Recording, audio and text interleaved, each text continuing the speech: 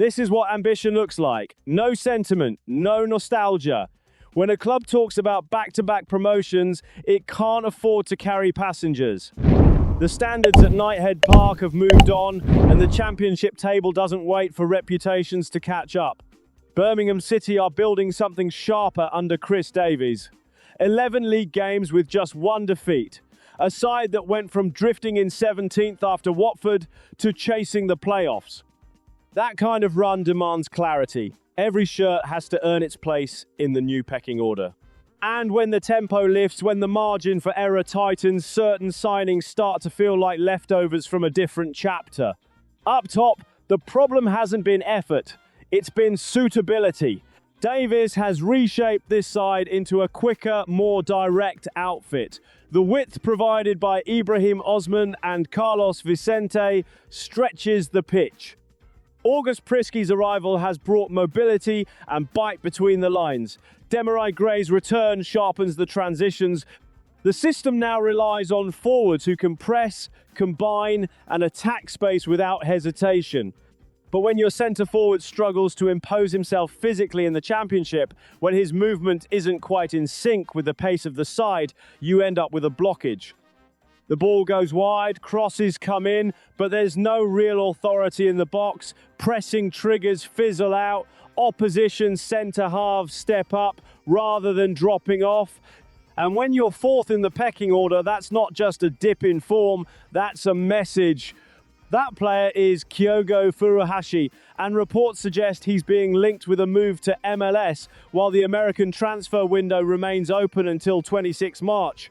The 31-year-old arrived in a deal worth up to £10 million, signing a 3-year contract after his spell at Stade Rennais. But despite brief flashes, including 2 January goals against Cambridge United and Sheffield Wednesday, he's managed only those strikes since August. Davies addressed the speculation head-on, admitting there's been talk of that, while stressing the squad remains as it is unless something concrete happens. That's hardly a glowing endorsement, it's a manager keeping his options open. The reality is this: the hierarchy has shifted. Jay Stansfield leads the line with intensity and edge. Marvin Dukes provides a more physical focal point. Prisky's arrival has pushed the rotation on again. In that context, Kyogo isn't a long-term project, he's squad depth. And squad depth at that price isn't something Championship promotion contenders tend to carry lightly. This is evolution, not sentiment. The club now values efficiency above all else. Minutes are currency. Squad places are strategic.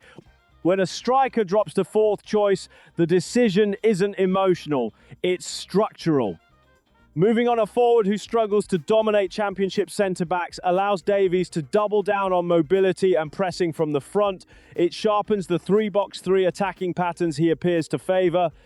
It removes grey areas in selection. The settled starters build rhythm. The rotation tightens. There's another layer to it. A high-profile departure sends a clear message internally. Transfer fees and reputations won't shield you. Only performances will. The standards at Knighthead Park are set. If an MLS move happens, it's not exile. It's recalibration. A league with less week-to-week physical intensity may suit him at this stage. But Birmingham aren't adjusting for comfort. They're adjusting for promotion. This isn't about what Kyogo was at Celtic, it's about what he is in B9 right now. So here's the real question. Was Kyogo Furuhashi a casualty of Birmingham City's rising standards, or did the Championship simply reveal that the £10 million gamble never truly matched the new blueprint? In the elite era at St Andrews, there's no middle ground.